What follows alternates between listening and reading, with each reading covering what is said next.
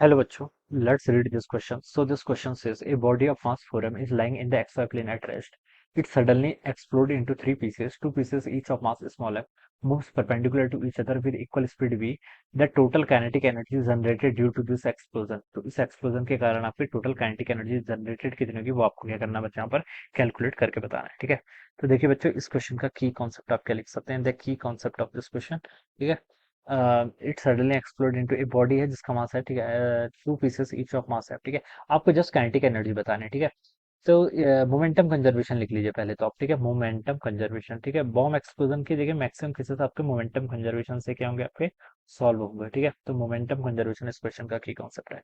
Question बोला गया, देखिए मोमेंटम कंजर्वेशन अप्लाई करने के लिए आपको कोलिजन की ये नहीं देखना पड़ता कि कोलिजन इलास्टिक है नॉन इलास्टिक है, क्योंकि ये सिर्फ सिर्फ एक कंडीशन पर डिपेंड करता है। अगर आपके सिस्टम पर नेट फोर्स जीरो के इक्वल हो गया तो आप सीधे यहाँ से बता सकते हैं कि आपका मोमेंटम क्या रहेगा, कंजर्व रहेगा, यानी कि इनिशियल मोमेंटम फाइनल मोमेंटम क्या रहेगा, कांस्टेंट रहेगा। ठीक है, अब बॉम्ब है, देखिए body body of mass forum is lying in the, ये आपका बॉडी आपकी इनिशियली क्या रेस्ट पर है। ठीक है, ये क्या कर रही है, एक्सप्लोड कर रही है। मैं मान लीजिए यहाँ पर एक्सिस भी डिफाइन कर लेता हूँ, ये मेरा एक्स एक्सिस है, this is my Y axis. ठीक है, और ये मैं यहाँ पर कहीं मेरा जेड एक्सिस हो जाएगा। ठीक है, अब ये बॉडी का मास फोरम है, ये आपकी एक्सप्लोड इनिशियली क्या थी, रेस्ट पर थी, तो इनिशियल मोमेंटम कितना हो जाएगा, जीरो। ठीक है, तो मोमेंटम कंजर्वेशन से मैं बता सकता हूँ पी आई और पी एफ के होंगे, इक्वल होंगे।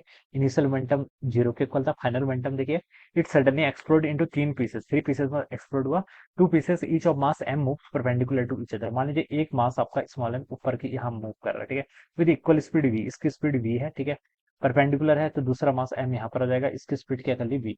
थर्ड पीस पता नहीं कहाँ जाएगा, किसी को कुछ नहीं पता। ठीक है, तो लेकिन हम ये बता सकते हैं इसकी वेलोसिटी मान लीजिए आपकी वीडेस मान ली मैंने, मान ली। ठीक है, वीडेस के मान ली मैंने, इसके यहाँ पर वेलोसिटी को ऐसे एज्यूम कर लिया। ऑलराइट, ये इन एक्स वाई प्लेन पे है ना, तो जेड पे तो जा ही नहीं सकता ना। ठीक है, तो जेड, चलिए जेड हमने ड्रॉ कर दिया है, लेकिन इसकी वेलोसिटी जो भी आएगी बच्चों वो किस प्लेन में आएगी, आपकी एक्स वाई प्लेन में ही आएगी। ठीक है, क्योंकि क्वेश्चन में इनिशियली आपको यहाँ पर गिवन कर रखा है। ठीक है, अब देखिए फाइनल मोमेंटम कितना होगा, देखिए ये स्मॉल एम तो आपका एक्स एक्सिस का लॉन्ग जा रहा है, तो मोमेंटम हो जाएगा मास इंटू वेलोसिटी आई कैप का लॉन्ग, प्लस दूसरे पीस देखिए एम इंटू बी, ये वाई एक्सिस का लॉन्ग जा रहा है, तो एम बी जे कैप के इक्वल। ठीक है, तीसरा पीस कितना बचेगा, टू एम मास का। ठीक है, टोटल मास फोर एम था, तो मास कंजर्वेशन से बता सकता हूँ इसका मास आपका टू एम के इक्वल रहेगा।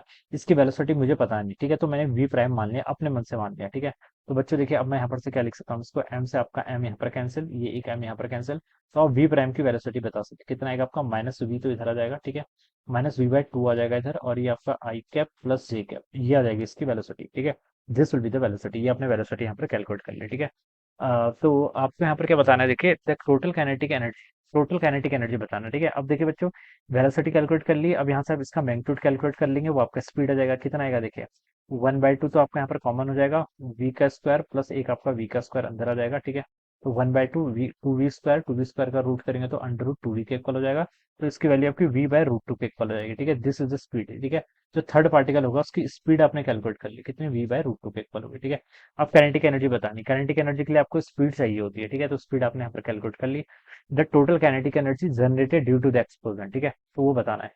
तो देखिए ये पहला पीस मान लीजिए, this is my second piece and this is my third piece, तीनों की काइनेटिक एनर्जी को ऐड कर लीजिए।